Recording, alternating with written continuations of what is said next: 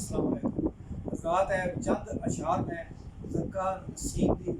अकीदत लिखे ने तो मैं आप की खिदमत हाज़िर करना चाहना और ज़रका नसीम ऐसे मेरे नाल बैठे ने तो वो चाहते हैं उन्हें ख्वाहिश है कि मैं उन्हें सामने गावां। ज़रका नी ज़रका ज़रका नी अड़िए ज़रका नी ज़रका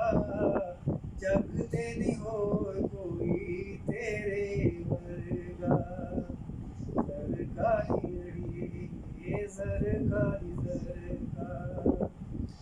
करनिए गल्लां तू सोहणियां ते मिठियां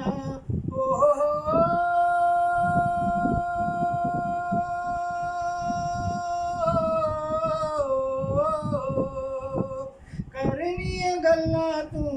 सोहणियां ते मिठियां लगदियां झूठियां नूं कुछ खट मिठियां आंदी ए तैनूं करनी झूठ दी परखा ज़रका नी अड़िए ज़रका नी ज़रका जग ते नी होर कोई तेरे वर्गा उच्च लखारियां च तेरा इक नां ऐ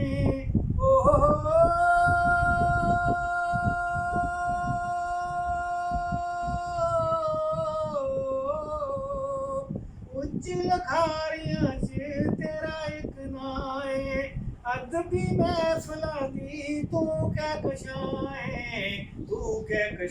ऐ सच नूं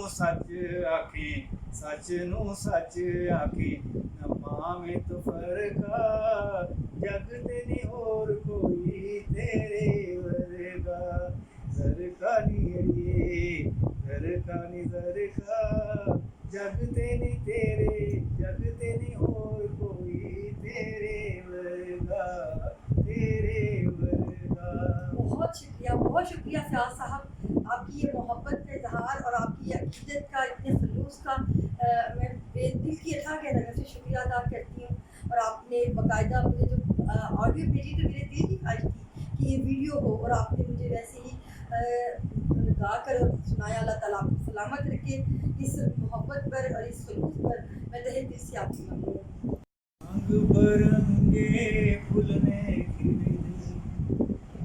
रंग बरंगे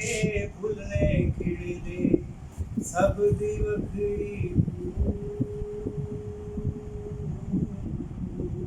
कख पले नहीं करशी तेरे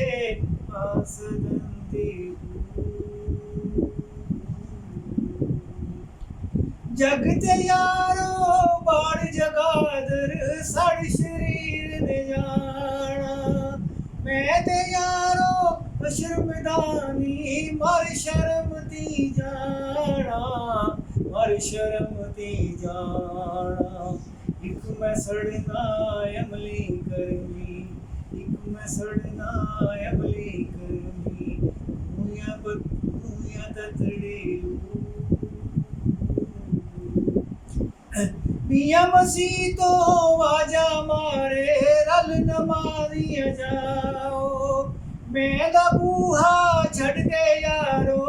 हर दे वेड़े आओ शर दी वरतों कुछ नहीं लभदा सोनी वरता जिस औलाद लई जिद हल कोई छड़ तेनू उस जाना ओ बंदिया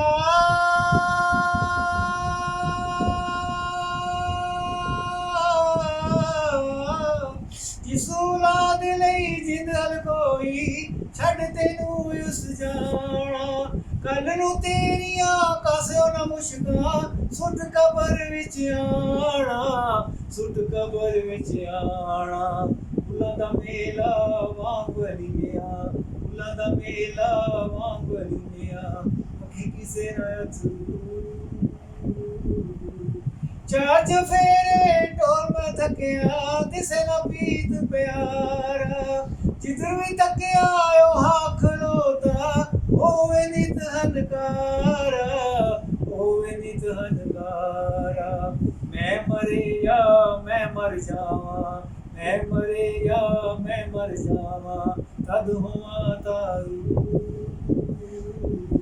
कख भले नहीं करशी तेरे आसदंदी आसुमीदा मर जावन पर नी तो खोट न आवे बस वलड़े रुत बहारी निजता पारों पावे सच्चियां नीतां दे लईका सच्चियां नीतां दे लईका